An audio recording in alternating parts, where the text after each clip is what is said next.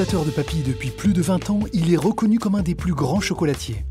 Profondément ancré sur le territoire, avec 5 points de vente sur l'agglomération nantaise, il fait partie des représentants de l'élite mondiale de la pâtisserie française. Vincent Guerlet est cette semaine l'invité business. Vincent Guerlet, bonjour. Bonjour. Merci d'avoir accepté notre invitation dans le fauteuil de l'invité business. Vous êtes chocolatier, pâtissier, fondateur et dirigeant de la maison Guerlet, qui porte évidemment votre nom. C'est plus de 100 collaborateurs répartis entre la production, les boutiques et bien sûr les fonctions support. 6 millions d'euros de chiffre d'affaires. Vincent Guerlet, est-ce que vous vous souvenez de ce que vous ont dit vos parents quand vous leur avez dit que vous souhaitiez faire de votre vie le métier de pâtissier, de chocolatier, que vous souhaitiez faire des gâteaux? En fait, ils m'ont plutôt encouragé. C'est vrai que mon père est quelqu'un d'assez pragmatique et le métier manuel lui plaisait. Lui rêvait d'être pâtissier plus jeune. Il n'a pas pu le faire. Et je pense que à travers ce que moi j'avais envie de faire, ils m'ont plutôt conforté dans le choix que dissuadé. Est-ce que vous pensez justement que son rêve inassouvi a pu conditionner votre choix? Par procuration, il vous a poussé à faire ça? Non, je ne pense pas, parce que c'est pas quelque chose... je l'ai vraiment su un peu au moment où moi, j'ai commencé à faire des gâteaux plus jeunes. Et puis, quand je me suis vraiment intéressé à la pâtisserie, c'est vrai qu'il m'a dit « Ah, mais moi, quand j'étais plus jeune, je voulais être pâtissier. » Donc ça a été... Non, je ne pense pas que... ce sera peut-être après sur l'inconscient. Vos premiers souvenirs, justement, d'entrer dans la cuisine, de relations justement avec ses saveurs, avec la gastronomie, vous vous en souvenez? Oui, j'ai toujours été habitué à manger sur des bons produits en fait. Ma mère cuisinait très bien. On a toujours été habitué à manger des bonnes choses, pas spécialement, on va dire, sophistiquées, mais du vrai produit, du bon. Donc j'ai été éduqué, étant plus jeune, en fait, à ce goût et au goût des choses. Et puis après, je me suis mis, moi, un petit peu tout seul à faire des gâteaux. C'était par plaisir. Donc et puis de là, on découle sur la pâtisserie. Votre parcours de formation, en quelques mots? Donc j'ai fait une formation de pâtisserie par alternance, et puis après un brevet de maîtrise pâtissier, et puis quelques différentes entreprises, saisons sur la côte, et puis je me suis installé à 21 ans. 21 ans, ça c'était en 97 pour l'ouverture de votre première boutique. Vous vous lancez avec votre épouse. Quels souvenirs vous gardez justement de ces moments de démarrage, de début de création? Des bons souvenirs et des moins bons. Alors, on est dans l'excitation quand on ouvre. En plus, à 21 ans, on est... C'est très jeune pour lancer son aventure. Très jeune, totalement... presque dans l'inconscience, on ouvre, je sais ce que je veux faire et puis j'y vais. Et puis après, on est vite confronté à la réalité de se dire ah, mais maintenant on a un métier, on a une boutique, mais il faut que les gens rentrent dans cette boutique et on peut faire les meilleurs gâteaux, les meilleurs chocolats. Il faut que ça se connaisse, que ça se sache, et c'est le bouche à oreille qui travaille. Et j'ai une anecdote, un souvenir, c'est la première cliente, je pense le premier jour, première heure qui rentre et qui me dit ah, vous aussi vous faites du chocolat? Oh, de toute façon, il y a des chocolatiers partout ici. Et voilà. Et là, elle est ressortie, sans rien acheter. Et là, on s'est dit, c'est bon, ça va être dur. Il faudra tout prouver. Voilà, c'est ça. C'est bien ce que vous avez fait. Vous aviez la fibre entrepreneuriale, parce que vous auriez pu aller travailler dans une grande maison, poursuivre vos expériences, mais vous étiez entrepreneur au fond de vous? J'ai toujours aimé être assez libre, de façon aussi autodidacte dans mon métier. Et donc, je pense que ce côté, travailler pour quelqu'un avec différentes contraintes, c'était sans doute pas mon truc. Et je pense que c'est pour ça que ma voie s'est ouverte assez vite sur l'entrepreneuriat. Je voudrais qu'on parle aussi du sourcing de vos matières premières, celles avec lesquelles vous travaillez, des matières nobles évidemment comme le cacao. Est-ce que c'est justement la qualité de vos réalisations tient à ce choix, cette sélection très rigoureuse? Et puis est-ce que vous allez faire vous-même ce choix, cette sélection de ces matières? Alors oui, je reste persuadé que la qualité des produits dépend aussi, alors pas que, mais aussi de la qualité des matières premières.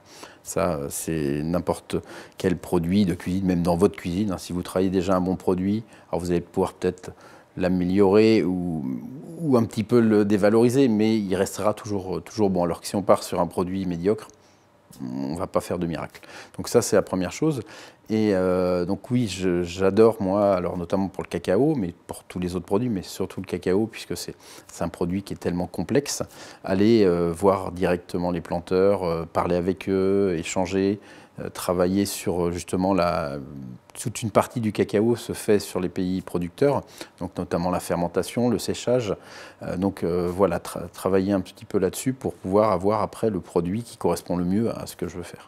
Vous êtes tributaire de l'évolution du cours de ces matières. Ça a un impact directement sur vos produits et sur votre business? Oui et non. Oui, bien sûr, parce que c'est un cours mondial, mais moi j'achète toujours plus cher que le cours mondial parce que le cacao, quand on travaille comme ça en direct avec les planteurs, le but c'est de leur acheter des produits plutôt de haute qualité. On a différentes sortes de cacao et donc on leur paye relativement, toujours plus cher, donc on est toujours largement au-dessus du cours. Alors fatalement, quand le cours monte, eh bien, les prix augmentent également. La créativité, qu'est-ce qui vous nourrit justement? Comment est-ce que vous élaborez de nouvelles recettes? Vous êtes très seul dans votre laboratoire ou au contraire très entouré, très inspiré par les autres? Alors non, je suis pas... Alors j'ai été pendant de nombreuses années, et puis l'entreprise grossissant, et puis le but d'intéresser aussi et d'intégrer des personnes de mon équipe dans le processus de création, eh bien on réfléchit toujours mieux à plusieurs. Donc on est 3, 4 personnes à travailler là-dessus. Après, les inspirations, elles viennent du quotidien, de quelque chose qu'on a pu goûter, de quelque chose qu'on a vu, d'une envie. 6 boutiques sur l'agglomération nantaise, dont la dernière ouverture dans la nouvelle gare de Nantes, une autre à Saint-Sébastien sur Loire, et une aventure internationale qui se concrétise, en tout cas physiquement, avec un point de vente récemment au Japon. Pourquoi vous avez attendu aussi longtemps pour vous installer à l'étranger, Vincent Garlet? Alors c'est vraiment une opportunité, hein. Je travaille avec le Japon depuis un peu plus de 10 ans maintenant. Le chocolat au Japon est consommé notamment sur la période Saint-Valentin pour 80%. Donc là on est parti sur une idée de biscuiterie, donc j'ai un partenaire sur place. Tout ce qui est biscuiterie est fabriqué sur place, donc moi en fait j'amène les recettes, la façon de procéder, la formation. Et puis voilà, donc pourquoi longtemps? Parce que c'était pas vraiment un choix en disant il faut absolument que j'aille ouvrir au Japon. C'était voilà, j'attendais l'opportunité. Elle s'est présentée. J'ai bien senti aussi la personne avec qui je travaille là-bas, parce que ça c'est important. Il représente l'entreprise sur place. Donc moi je donne les recettes, je forme les gens, mais le quotidien, il faut que ça corresponde à ce que je veux. Donc il fallait voilà, trouver la bonne personne. Et puis donc ça fait 4 ans qu'on travaille ensemble sur différentes choses. Et là, depuis cette année, la boutique. Vincent Garlet, dans une période, en tout cas aujourd'hui, qui est quand même marquée par le diktat de certains nutritionnistes, d'une santé publique qui lutte contre l'excès de sucre, avec aussi l'arrivée de nouveaux allergènes ou d'intolérances alimentaires. Est-ce qu'on a le droit d'être encore gourmand, selon vous, aujourd'hui? Oui, la gourmandise a encore une place. Et je pense même, au contraire, encore plus avec tout ce qu'on vit aujourd'hui, parce qu'il y a un côté réconfortant à tout niveau de gourmandise. Après, à nous de faire attention. En fait, notre pâtisserie, les chocolats évoluent tout au long des années, au fil des années, parce que voilà, on mange de moins en moins sucré, on fait attention au gras, à quel gras, comment l'utiliser, ou peut éviter le surdosage, on va dire. Parce que des fois, on a des habitudes ancestrales. Voilà, ça s'est toujours fait comme ça, et pourquoi changer, entre guillemets. Et là, voilà, on est dans des démarches vraiment où il faut évoluer sur ce point-là.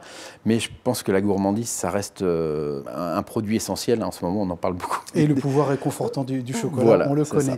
Merci Vincent Garlet. Il est déjà temps de passer à la séquence inspiration. Et oui, en effet, pour mieux comprendre ce qui peut guider nos chefs d'entreprise dans leurs décisions et leurs actions au quotidien, et bien sûr leur poser tout simplement la question de ce qui les inspire. Vincent Garlet, racontez-nous la dernière lecture qui vous a marqué, qui vous a inspiré. Alors, la dernière lecture, c'est pas très vieux, c'est Antoine Lévy, qui est un économiste, qui a écrit dans le Figaro une tribune, en fait, sur un fait très actuel, hein, là, aujourd'hui, les vaccins, mais dans son article, en fait, il met un petit peu en exergue la difficulté des institutions, d'État, de prendre des décisions rapides, éviter peut-être de vouloir tout faire. Et donc moi, je fais vraiment une relation avec l'entreprise et le monde de l'entreprise. Et quand on est chef d'entreprise, il faut apprendre à faire confiance à son personnel. On ne peut pas tout faire et gérer tout. Donc c'est un système de confiance. Et je pense que peut-être que des fois, dans nos institutions, on veut tout trop faire et trop garder. Et il faudrait peut-être s'occuper de plutôt dispatcher et de gérer. Et bon, voilà, donc ça, voilà, j'ai trouvé l'article plutôt bien fait. Le dernier déplacement ou le voyage, bon, on sait qu'ils sont compliqués en ce moment, mais que vous avez fait, qui vous a marqué? Le dernier voyage, c'était en Tanzanie, donc c'était au mois de mars, hein, donc ça remonte un petit peu maintenant, sur les plantations. Et donc je travaille avec une petite coopérative en Tanzanie, et donc je suis allé voir les planteurs sur place. J'étais encore jamais allé, je travaillais avec leurs produits. Et puis là, ce qui m'a fait chaud au cœur, c'est que à Noël, j'ai reçu un sac de cacao vide, où tout le personnel de la plantation avait signé en remerciement de la visite. Je leur ai amené des tablettes de chocolat faits avec leurs fèves, et ça m'a touché, parce que c'est, voilà, on se dit tiens, on est chacun dans notre coin du monde, mais on travaille pour le même produit, et c'est sympa. Pour terminer, un personnage de l'histoire ou de votre entourage proche disparu aujourd'hui, mais à qui vous aimeriez parfois pouvoir demander bon conseil? Ma mère, en fait, j'ai perdu ma mère à 20 ans, donc assez jeune. Et c'est quelqu'un avec qui j'étais très proche, je m'entendais beaucoup. Et voilà, de temps en temps, mais ça m'arrive même de poser des questions sans réponse, hein, bien sûr, mais voilà, de me dire aujourd'hui, j'aimerais bien avoir son avis sur certaines choses, puis voir voilà, un peu l'évolution. Mais voilà, c'est la vie est ainsi faite. Merci beaucoup Vincent Guerlet. Merci d'avoir accepté notre invitation dans le fauteuil de l'invité business. Merci.